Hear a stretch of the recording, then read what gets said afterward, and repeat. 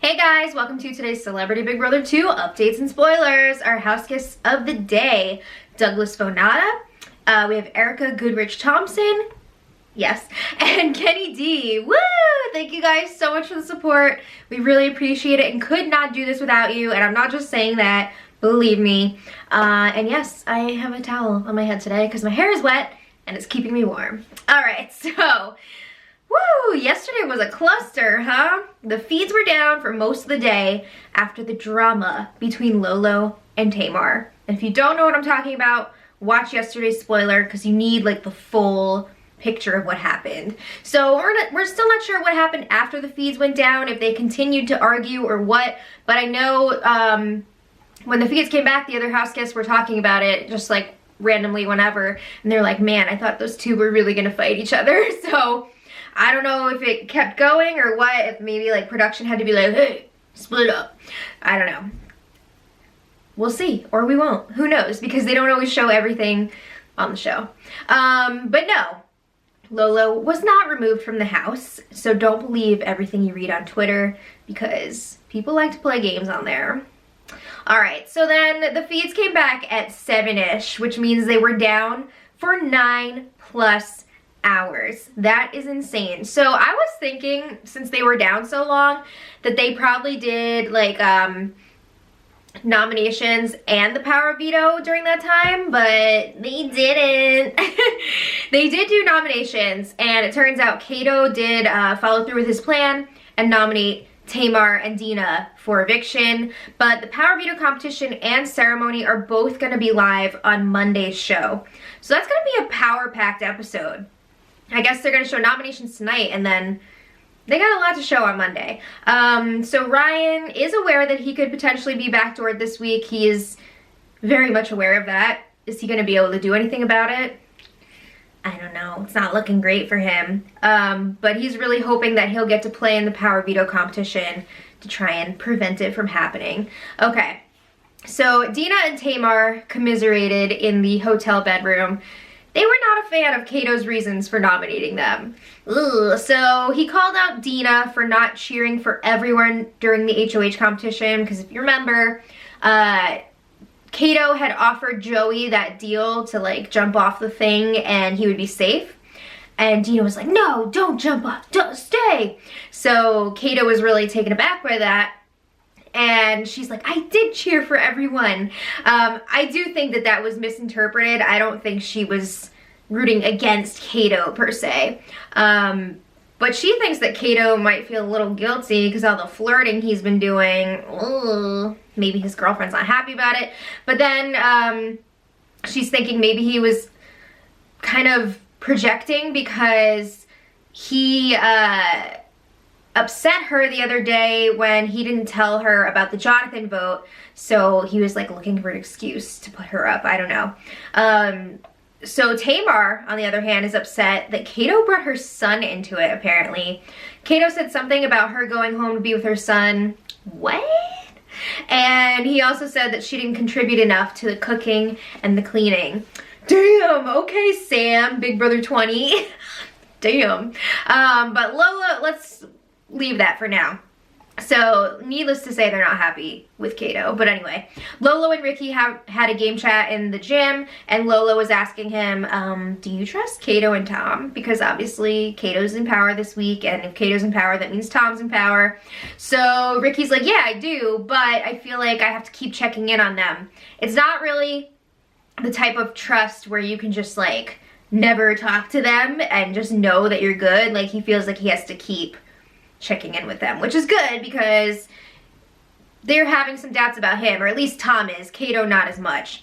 But Lolo and Ricky both really want to go for that veto. It'll give them some leverage in the game, and also it'll be guaranteed that they're safe if they win. So Ricky is like, it feels great to win competitions because these comps are battles, but this thing is a war, which is so true. You know, sometimes it's not a good idea to win every competition. And even if you lose, you could still end up winning the whole thing. It's a journey. So, he was saying it would be really good if they could get rid of Ryan this week, because if Ryan goes, Joey is probably basically gonna quit. Like, not actually quit, but mentally quit. Because Ryan is his right-hand man, and I just don't see Joey having that staying power. I don't know. I mean, honestly, I think he quit before they even moved in. If you look at his interviews before the season even started, he does not want to be there. So if his like BFF gets evicted, I don't see him wanting to stick around for much longer. So anyway, then Lolo and Tamar were chatting in the hotel bedroom, and I was like, oh, don't kill each other. But they weren't fighting. It seemed like they were okay now. And Tamar was like, all right, I've decided I am not going to talk game with you or Natalie anymore. What? She says that she wants them to be as cool as they were when they first came in the house, and she doesn't want to put them in any messed up situations when you bring game into it. What? So, like, are you still going to play? Like, what's going on here? It's kind of weird when you're just telling your allies, like, I'm not going to talk game with you anymore. But she's also pissed that Kato brought her son into it. I think that really messed her up yesterday. So Lola's like, yeah, I get that, but are you going to fight to stay? Are you going to play the game? And Tamar's like, oh, definitely. Like, I'm definitely going to play the game. I feel like that's weird to tell your allies that you're not going to talk game with them anymore, but you're saying that you're still going to play the game. Does that mean you're going to go after them because you're playing with other people? I don't know. But Tamar says that she's really mad at Kato, and she's never going to speak to him again outside of this house, or Ricky for that matter, because he didn't even check on her. Look what happened the other times that Ricky's tried to check on Tamar. She freaked out at him. Ugh. So Lolo's like, I hope your day gets better. Which is funny enough. And then Tamar's like, oh, my day's fine. What? They were ready to rip each other's faces off a few hours ago. But anyway, Tamar goes up to the HOH room to talk to Kato. Again, please don't fight. Oh. But Kato is like really positive and upbeat when she comes in, and he's like, you're great, never assume anything, you can win the veto, anything can happen here, so like it's gonna be fine. And Tamar's like, yeah, I'm not upset really that you nominated me. She said that she was sad because of the reasons that he gave. She said it felt really personal because he was all like, you don't clean, you need to go home and be with your son. So Kato, again, it seems like this was also a misunderstanding. Kato says, I thought you were crying about missing your son the other day, and you were saying that you wanted to go home. So Tamar's like, no, I was upset about my situation with Candy, and that we couldn't like figure things out, and it was really bumming me out. And she, I guess, was using her son as like a cover story, but she really, if she was gonna go home, it was because she didn't want to be seen fighting another woman on TV. You know, it's not a good image for her, for anyone really, but she doesn't want that. So then she was saying, like, I'm used to going to work and being away from my son. I'm a single mother, and she doesn't want to go home. She is here to play for her son. She wants to give him a better life, and she just didn't like how he was like brought into the game. So he's like understanding this, but then the cameras cut away.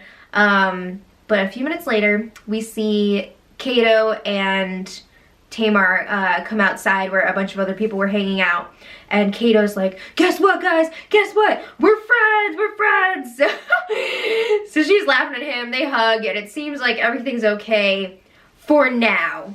Okay, woo. So then later, Kato, Tom, Lolo, and Natalie were strategizing in the patio area. It was like 11:30ish, so people were still awake, but they were outside alone. And Kato reveals he is planning on backdooring Ryan. At first, when he won HOH, it seemed like he might have been thinking about keeping Ryan around to work with him, but now he's saying, like, no, he wants to backdoor him. But he's really worried that America's gonna hate him for it. Why? They're acting like Ryan Lochte is like this golden child of America, but remember what happened at the last Olympics with like the scandal and everything? So yeah, I mean, he seems like a nice guy, maybe naive and stuff. Like, I don't get it. But anyway, he's really worried about that. So they're telling him, no, people are gonna respect the move, it's all good. Look at what happened last celebrity season when Marissa and Ross took out Shannon. Everybody was okay with that. So, I mean, some people are upset, but it's all good. So, Kato would ideally like to see Ryan up on the block next to Dina. So he wants Tamar to come down with a veto and for Ryan to go up.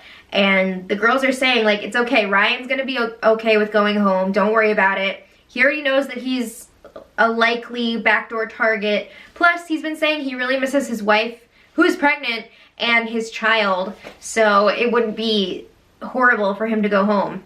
So then Tom is, you know, he's saying, well, I'm not trying to change the plan here, but he's just trying to play devil's advocate and look at all of their options. So he brings up some concerns about Ricky, which we've heard before. He thinks that Ricky is the smartest and most strategic person in the house, and I think he's definitely up there for sure.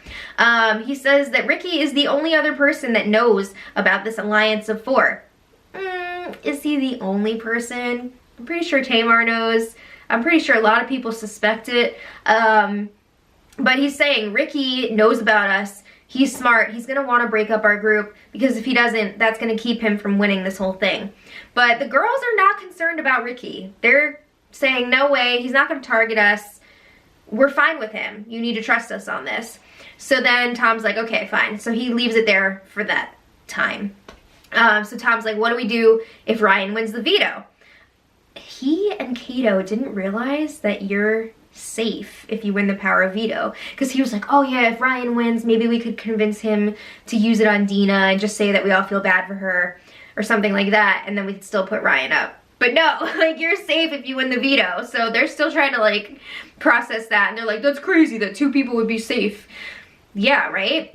No. Who would ever use the veto if there was a chance that they were going to be the replacement? Like, who would ever use it on somebody else? That'd be ridiculous.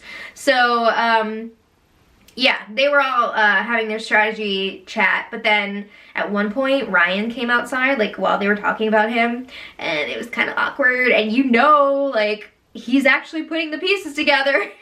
It's obvious, even to Ryan Lochte, no offense. So Kato goes inside eventually, and he's like, we can't all be out here like this. So he goes inside. Lolo, Natalie, and Tom are still talking through things, so they're going through their different options for the week. Plan A is to backdoor Ryan. He's their #1 target. Plan B, they're thinking, we should backdoor Joey if we can't get Ryan, because obviously they're super tight. Joey is very athletic and seems to be pretty smart too. And the only issue here for them is that Kato promised during the HOH competition that he would not put him up on the block. But they're, you know, trying to find the loopholes here. They're like, well, Kato said that he wouldn't nominate him, but nominations are over, and it's not the same if he's a POV replacement. Honestly, in my eyes, Joey never took that deal because, again, he did not drop when the deal was offered, which is how I think deals work in this game during endurance competitions, but whatever. So anyway, plan B is to backdoor Joey. I don't know if they could actually convince Kato to do this because he seems very intent on honoring that deal, but who knows if it'll even be an issue. Now, plan C is if the nominations stay the same, it's between Dina and Tamar, and they say Dina's gotta go. As much as they love her, she's working with Joey and Ryan, that's pretty clear, and they need to split up that group, so it would be Dina over Tamar. Unfortunately, I don't think that Tamar realizes she's not in any danger right now, and I could totally see her like shaking things up and actually making herself the target this week. So I really hope she just like calms it down. But anyway, Tom brings up again that Ricky might be a bigger threat than Ryan. He's like, I just want to make sure that we're making the right move here.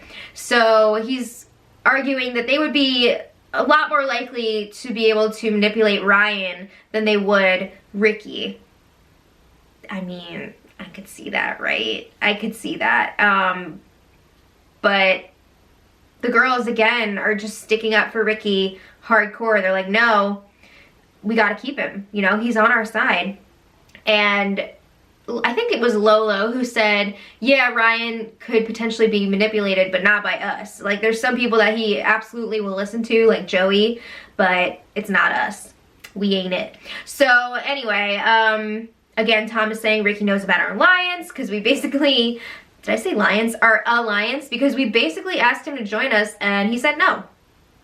Awkward. But again, Natalie and Lolo, not concerned. Okay, so as I mentioned before, Ryan saw the group of 4 talking outside. So he goes over to talk to Tamar in the bathroom area and he's like, I saw Lolo, Natalie, Kato, and Tom talking outside. Those 4 that's an alliance. And Tamar said, nope, Ricky's in it too. Oh my God, what is she doing? She's like, trust me, it's the 5 of them. What is she doing? Those are supposed to be like her freaking allies. And she's telling Ryan that they're in an alliance. It's crazy. So, woo, then Ryan goes and talks to Dina and Joey separately about this. He's like, oh yeah, I saw those 4 outside. They're definitely aligned. We need to come up with an alliance to go against them. So he proposes himself, Joey, Dina, Candy, and Ricky get together. And Dina and Joey were both into this idea. But it sounds like they don't really know how to approach Candy and Ricky about it. They're not really sure where Ricky stands. So they're nervous to bring this info to him. It's not gonna happen if you don't try, right? What do you have to lose? So today, Natalie and Lolo spilled the beans to Ricky. They told him, look, you were really cool with us last week. You told us info that we needed to know. We're gonna do the same for you. And we talked to Tom and Kato last night. Kato's really cool with you. He wants to get rid of Ryan, but Tom is pretty worried about you. He sees you as a threat. He's worried that you're gonna go after him. So they're telling Ricky, like, you need to make Tom feel like he has more power. Tell him that he's creative, so he should come up with a name for the group. Oh my God. So, I don't know. It's gonna be interesting to see if Ricky approaches Tom about this or if he, like, tries to get closer with him. There isn't anything planned for today that I know of, like competition-wise or anything. Like I said, Power Veto and the eviction are tomorrow, so let's see if Lofty can pull an alliance together here. I don't know. He's target number 1 right now, so he better get his butt moving. I don't know. I don't know. We'll see too if Tamar's gonna do any campaigning or Dina. It's tough to say when you don't know who has the veto, right? They're not gonna have a lot of time to discuss or campaign after that's over, so we'll see what work they put in today. So let me know what you guys think about all this in the comments, and until tomorrow, much love.